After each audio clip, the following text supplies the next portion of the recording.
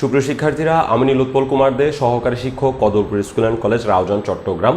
কিছুই পারি না বীজগণিত কোর্সের আজকের চতুর্থ লেকচারে আমি সবাইকে স্বাগতম জানাচ্ছি।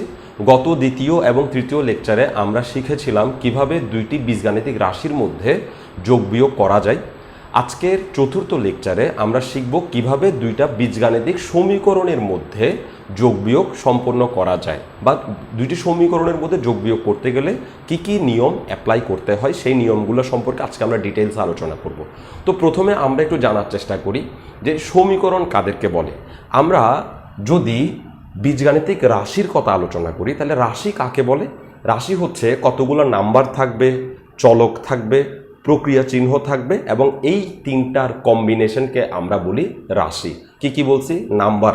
যেমন ধরো আমি বললাম 3 একটা নাম্বার, ধরো 4 একটা নাম্বার। নাম্বার থাকবে, চলক থাকবে। চলক মানে হচ্ছে অ্যালফাবেট, এই XYZ ABCD PQ এগুলো হচ্ছে চলক। যেমন আমি এখানে X দিলাম, এখানে Y দিলাম, তাহলে নাম্বার থাকবে, চলক থাকবে এবং প্রক্রিয়া চিহ্ন। প্রক্রিয়া চিহ্ন হচ্ছে যোগ, বিয়োগ, গুণ, ভাগ, এই চিহ্নগুলো থাকবে। ধরো আমি এখানে যোগ দিলাম অথবা বিয়োগ দিয়ে আমি 5Z লিখলাম। এই যে এই প্লাস মাইনাস এগুলো হচ্ছে প্রক্রিয়া চিহ্ন। তো এই টোটাল কম্বিনেশনকে আমরা বলি বীজগাণিতিক রাশি। সোজা কথায় বীজগাণিতিক রাশিতে তিনটা জিনিস থাকবে, নাম্বার, চলক এবং প্রক্রিয়া চিহ্ন। এর বাইরে আর কিছু থাকবে না। এগুলোকে আমরা বলবো বীজগাণিতিক রাশি। আমি যদি এদেরকে মুছে দিই, শুধু 3x লিখি, এটাও কিন্তু বীজগাণিতিক রাশি, কারণ এখানে নাম্বার আছে, চলক আছে আর প্রক্রিয়া চিহ্ন কিন্তু আছে। এটার সামনে কিন্তু কিছু না থাকলে প্লাস চিহ্ন আছে, তো এটাকেও আমরা বীজগাণিতিক রাশি বলতে পারি। তো আমরা বুঝলাম যে আসলে বীজগাণিতিক রাশি কাদেরকে বলে। এখন সমীকরণ কাকে বলে? যখন তুমি দেখবা যে বীজগাণিতিক রাশির মতো দেখতে কোনো একটা লাইনে সমান চিহ্নের অস্তিত্ব দেখা যাবে, তখন সেটা হয়ে যাবে সমীকরণ। যেমন আমরা এখানে লিখছি, দেখো 2x + 3y। যদি আমি এইটুকু চিন্তা করি, 2x + 3y, এইটুকু যদি আমার আলোচনা করতে হয় তাহলে এটাকে আমরা বীজগাণিতিক রাশি বলতে পারি। কিন্তু যখন এখানে সমান চিহ্নের অস্তিত্ব আছে তখন আমরা এটাকে আর রাশি বলতে পারি না, এটাকে আমাদেরকে বলতে হবে সমীকরণ। ওকে, তাহলে সমীকরণ অবশ্যই সমান চিহ্নের অস্তিত্ব থাকবে। আবার দেখো, একটা লাইনকে যখন আমরা ক্যালকুলেট করি তখন আমরা কিন্তু একটা সমান চিহ্ন দিই। এই সমান চিহ্ন দেওয়ার মানে কিন্তু সমীকরণ না, এই সমান চিহ্ন দেওয়ার মানে হচ্ছে সরল করা। আমি একটু ছোট করে বুঝাই দিই। ধরো 2x + 5x, এটাকে যোগ করার জন্য আমি এখানে সমান চিহ্ন দিলাম। এই সমান চিহ্ন দেওয়ার পর আমি এদেরকে যোগ করে লিখলাম 7x। এখানে সমান চিহ্ন লিখছি, এই সমান চিহ্ন থাকার কারণে এটাকে কিন্তু আমরা সমীকরণ বলতে পারবো না, এটা জাস্ট আগের লাইনটার ক্যালকুলেশন করে আমরা আনছি। আর তাহলে সমীকরণ কাদেরকে আসলে বলবে? সমীকরণ হচ্ছে সমান চিহ্নের মাধ্যমে বাম পাশ এবং ডান পাশ রেডি থাকবে। সমান চিহ্নকে যদি তুমি মনে করো, সমান চিহ্ন হচ্ছে আমার বাম হাত যদি প্রসারিত করি তাহলে যে অংশটা থাকবে সেটাকে বাম পক্ষ বলা হয়, আর আমার ডান হাতকে যদি প্রসারিত করি তাহলে যে অংশটা থাকবে সেটাকে ডান পক্ষ বলা হয়। তাহলে সমীকরণ তাদেরকে বলবে যেখানে একটা সমান চিহ্নের মাধ্যমে সমান চিহ্নের বাম পাশ এবং সমান চিহ্নের ডান পাশ আলাদা করা থাকবে এবং দেখলেই বোঝা যাবে সমান চিহ্নের বাম পাশে এরা আছে, সমান চিহ্নের ডান পাশে এরা আছে। এই ধরনের লাইনগুলোকে আমরা বলি সমীকরণ। সমীকরণ বইয়ের ভাষায় আরো সুন্দর করে বলা আছে, কিন্তু আমি তোমাদেরকে জাস্ট এক্সপ্লেন করতে চাচ্ছি, বইয়ের ভাষাটা তোমরা নিজেরা পড়ে বের করতে পারবা। ওকে, তাহলে আমরা এই দুই সমীকরণের মধ্যে কিভাবে যোগ করতে হয় সেটা শিখবো, এই দুই সমীকরণের মধ্যে কিভাবে বিয়োগ করতে হয় সেটা শিখবো। তো দেখো, আমাদের প্রথম সমীকরণটা হচ্ছে 2x + 3y = 5। দ্বিতীয় সমীকরণ হচ্ছে 5x + 8y = 13। আমাদের কাজ হচ্ছে এই সমীকরণ এবং এই সমীকরণের মধ্যে যোগ করা। তো আমরা সমীকরণগুলোকে সবসময় নাম্বার দিয়ে প্রকাশ করতে পারি। তো এটা হচ্ছে আমার 1 নাম্বার সমীকরণ, তো আমি নাম্বার দিয়ে প্রকাশ করলাম। আর এটা হচ্ছে আমার 2 নাম্বার সমীকরণ, তো আমি এখানে 2 দিয়ে প্রকাশ করলাম। এখন আমি এই 1 নাম্বার সমীকরণ এবং 2 নাম্বার সমীকরণকে যেহেতু যোগ করব বলছি, তো আমরা একটা লাইন লিখতে পারি। আমরা বলবো 1 নং ও 2 নং সমীকরণ যোগ করে পাই। 1 নং ও 2 নং সমীকরণ যোগ করে পাই। এই লাইনটা আমরা চাইলে লিখতে পারবো, কারণ আমরা সমীকরণদেরকে যোগ করতেছি। তাহলে 1 নাম্বার এবং 2 নাম্বার সমীকরণকে যোগ করতে হলে ফার্স্ট প্রায়োরিটি হচ্ছে সমীকরণের বাম পাশটা বাম পাশের সাথেই যোগ করতে হবে, সমীকরণের ডান পাশটা ডান পাশের সাথেই যোগ করতে হবে। আরো সহজ করে যদি বলি তাহলে সমান চিহ্নের বাম পাশেরটার সাথে যোগ করতে হবে। 1 নং সমীকরণের বাম পাশেরটা 2 নং সমীকরণের বাম পাশের সাথেই যোগ করতে হবে।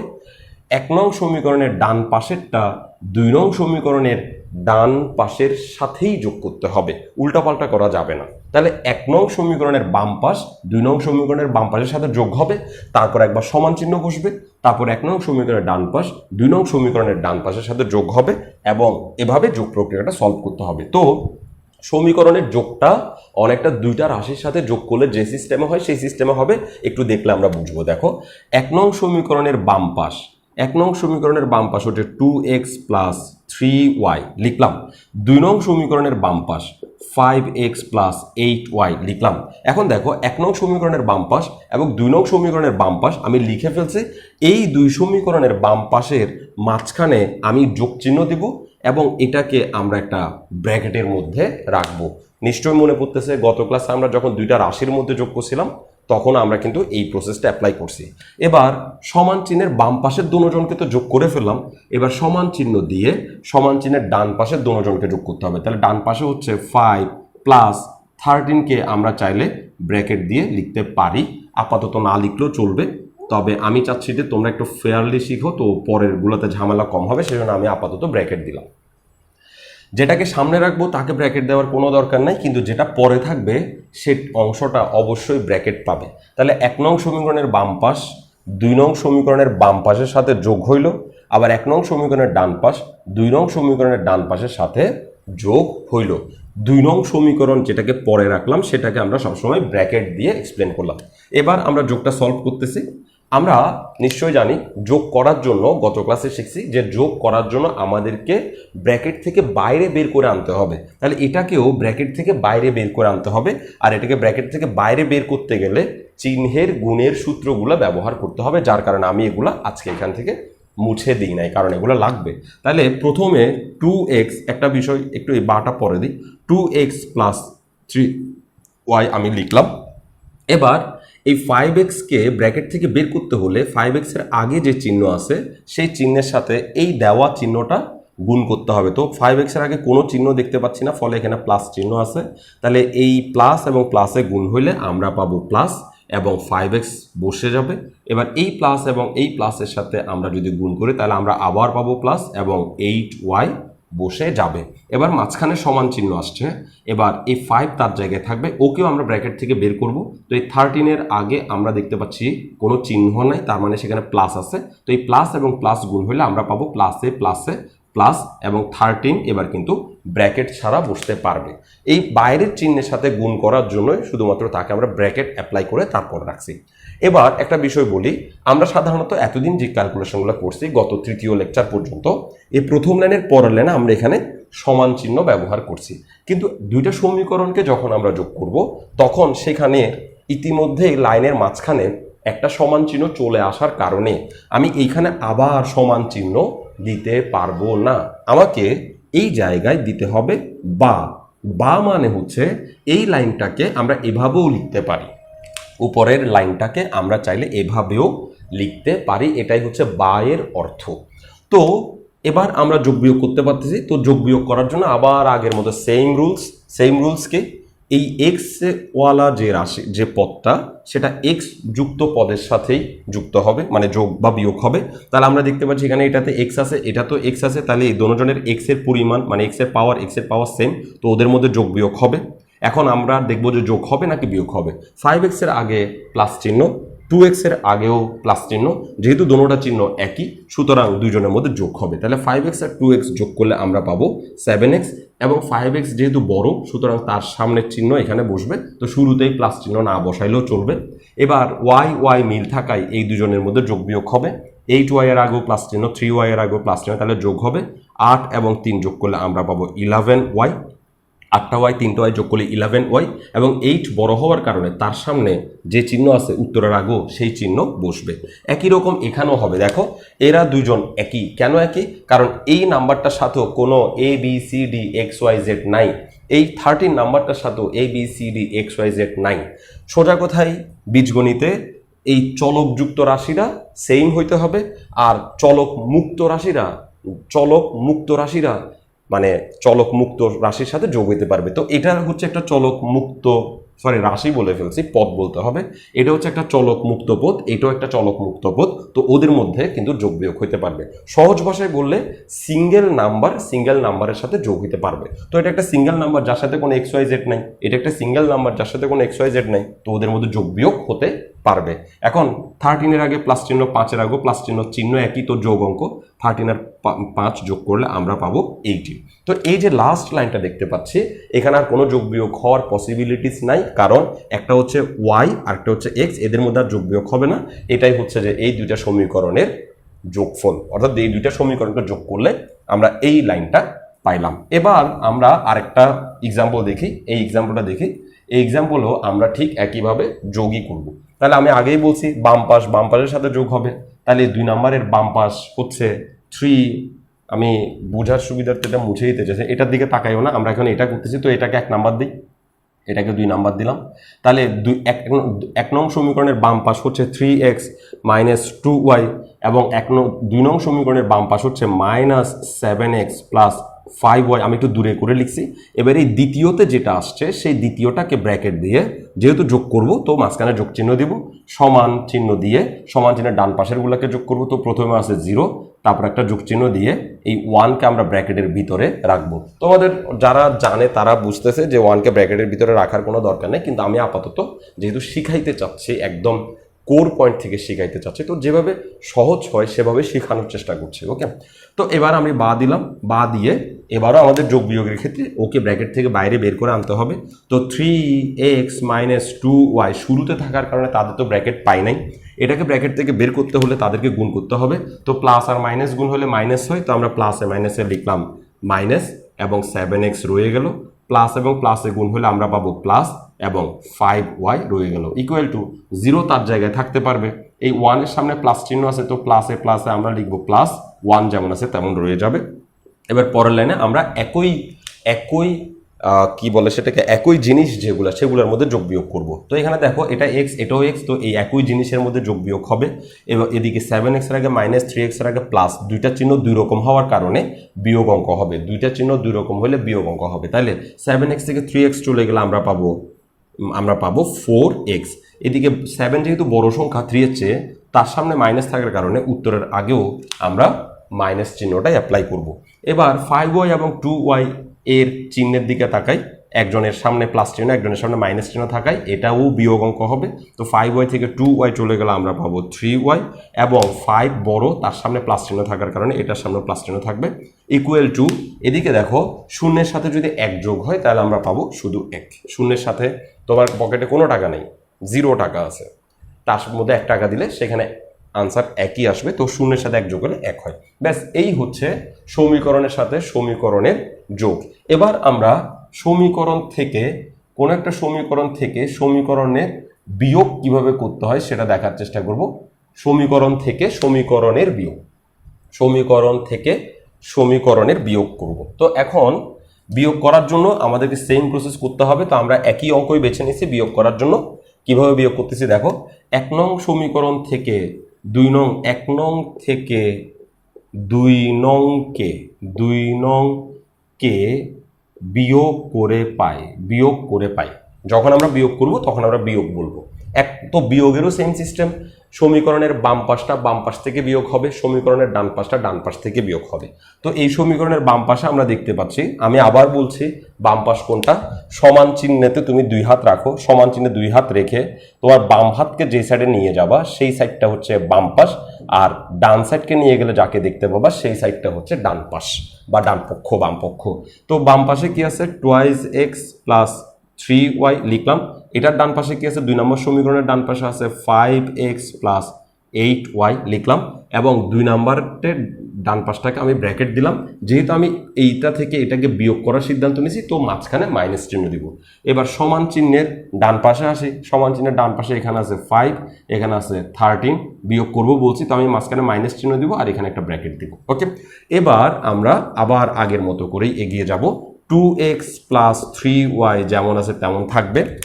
এদেরকে যদি আমরা যোগ বিয়োগ করতে চাই তো ব্র্যাকেট থেকে বাইরে বের করতে হবে। তো ওকে ব্র্যাকেট থেকে বাইরে বের করতে হলে চিহ্ন দ্বারা গুণ করতে হবে। তো বাইরে মাইনাস চিহ্ন আছে, এই 5x এর এই ব্র্যাকেটের ভিতরে 5x এর সামনে কোনো চিহ্ন নাই, মানে সেখানে প্লাস আছে। তো প্লাসে মাইনাসে মাইনাস 5x রয়ে গেল, আবার এই প্লাস আর মাইনাসে গুণ হলে প্লাসে মাইনাসে আবার মাইনাস 8y হয়ে গেল ইকুয়াল টু 5 তার জায়গায় থাক, বাইরে মাইনাস 13 আগে এই ব্র্যাকেটের মধ্যে আছে প্লাস 13 দেখো 13 আগে এখানে প্লাস ছিল, তো 13 আগে ব্র্যাকেটের মধ্যে আছে প্লাস, প্লাসে মাইনাসে মাইনাস 13 লিখতে পারি। বা এবার আমরা যোগ বিয়োগ সলভ করতে পারি। এখানে x এবং x একই হওয়ার কারণে তাদের মধ্যে যোগ বিয়োগ হবে।